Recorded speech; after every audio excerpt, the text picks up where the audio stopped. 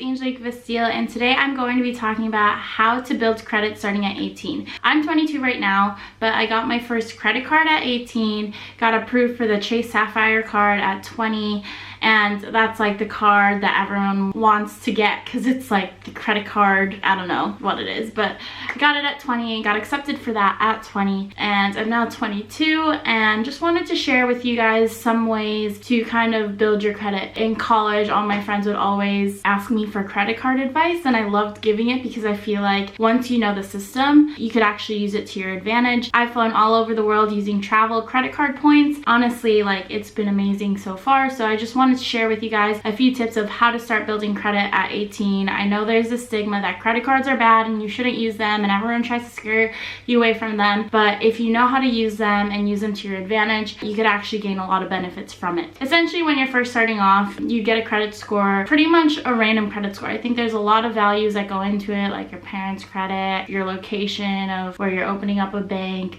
All those factors kind of fall into your starting credit score, but there are a lot of ways to build that credit score. So essentially, your credit score tells lenders how trustworthy you are based on your financial history. So building credit as young as 18 is important for low interest car loans, student loans, if you want to get an apartment, all these different factors. And so it's never too early to get a credit card, but just be smart about it. Banks look at being young as a way for them to make money. So then they'll charge higher interest rates. To avoid even paying those interest rates, just make sure you're paying on time, which I'll go over a little bit later. So jumping in on ways you could start building credit. So your payment history is super important. Probably the most important thing is to make sure your payments are on time. A payment that's 30 days late or more will definitely hurt your score. There was one payment that I paid late, and it was genuinely on accident. I set up an auto payment on one of the credit cards I don't even use anymore. What ended up happening is, like, I had to pay like double, almost triple that. And I remember my score going down like 20-30 points because of it. I talked to the banks to try to reverse it, and it's this entire process of pretty much convincing lenders and banks to reverse that, and it was really difficult. Pay on time and make sure you're paying within the 30-day period. I like to treat my credit card as a debit card, so almost instantly, as soon as I put something on my credit card, the next day or the next week I'll pay it off with my debit card. So just cycling that money and making sure, if you know you could afford it at that time, then transferring that money right away. It's always a lot more intimidating when you wait 30 days and now your credit card statement is this like huge bill in one, and it's a little intimidating and might freak you out. But to avoid that intimidation, you could definitely pay it throughout the month, and same thing will occur. You'll build credit along the way. As important paying on time is, I also like to pay in full, so not leaving any of the last balance to the next month, because that's how you get hurt with interest rates. Say the minimum payment is like at $30 that month, but your actual balance that's owed is like $500. I would just pay the $500. The longer you wait on that leftover money, banks have now the opportunity to charge interest on it, and then you'll just get bitten in the butt. So I don't recommend it. Definitely paying in full is ideal, because then you won't let those interest rates affect you. Especially as a young person getting credit cards, usually their starting interest rate is quite high, so just make sure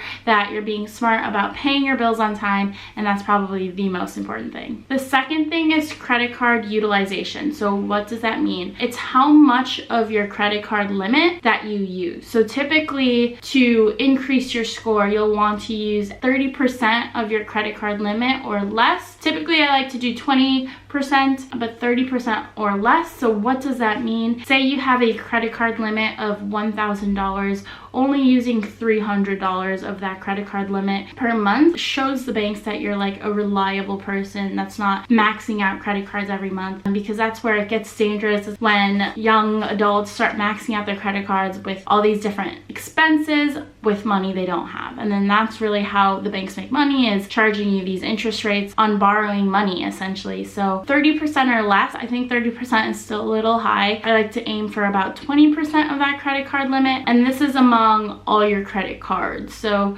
if you have like 20,000 credit card limit than using 600 of that. Same. So ensure you're only using 30% of that credit card max or less. Another way to start increasing your credit score is to start putting auto payments on monthly recurring bills. I had a roommate in college that actually put our internet bill and utility bills and electricity bills on her credit card. I remember her score jumped from like the 700s to the 800s at that time, and I was really jealous because I was like, damn, I want that score. But essentially what it shows is that because you are setting up auto payments on utility bills, then the banks know that you're making this recurring payment on time every month, and they find that attractive and will reward you for that. So any recurring monthly bill, even things like Spotify, which is a recurring payment every month, or Netflix, little things like that that are like due every single month at the same time on the same day. If you set up an auto payment with your credit card, lenders will actually view that as a responsible payer because obviously you're paying these bills with your credit card.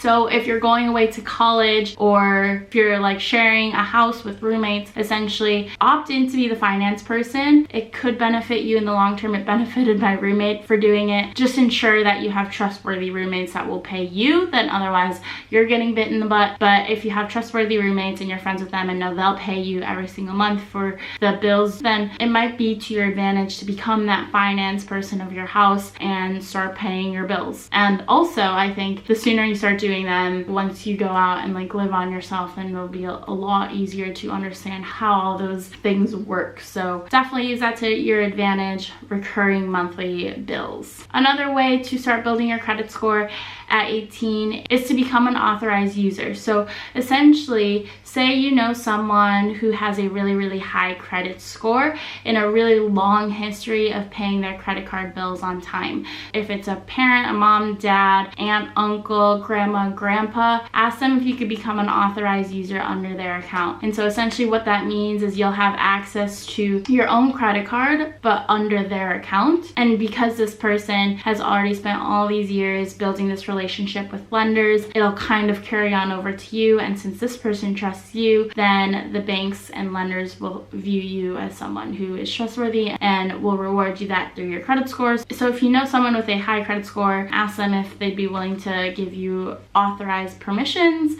to use that credit card, and same thing, it'll carry on over to you.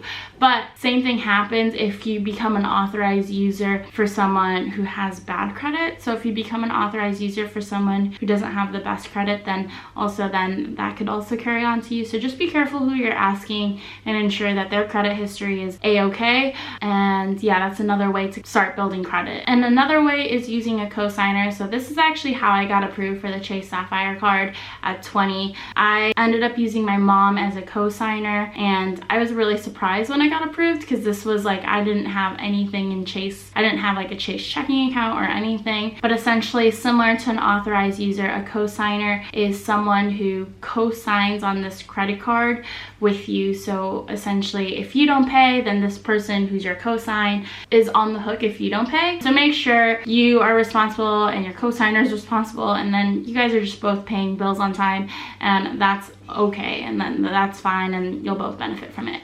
So obviously, the length of your credit history, the mix of the account types you have, and how recently you applied for a new credit card or loans, all those factors can play into your credit score. As a starting point, those are just a few ways that you could start building credit at a young age. So yeah, I hope that helped. I'm gonna continue to put more videos out like this because I think like being 22 and knowing this much about credit cards, I just want to share that with you because even before I like actually did all this, I had no idea what I was doing.